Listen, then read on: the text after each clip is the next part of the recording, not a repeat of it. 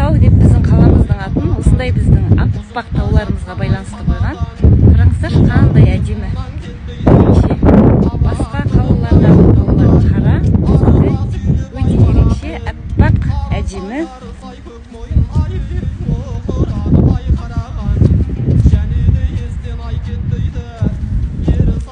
Биік емес енді, Беркенің тауындай. Бірақ біздің де өте әдемі жерлеріміз бар. Бозжыра деген жер бар. Барып көргім келеді. Алға қарай. Және бүгіннен бастап жалаң аяқ жүремін деп шештім. Жалаң аяқ жүремін, жалаң аяқ жүгіремін.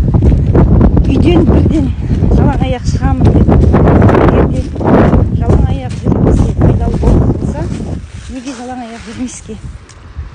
Осындай жерлермен, мына қайыршақ, көбіне тас біздің жеріміз. Біз неге басқа адамдардың ойларына байланып қалуымыз керекпіз?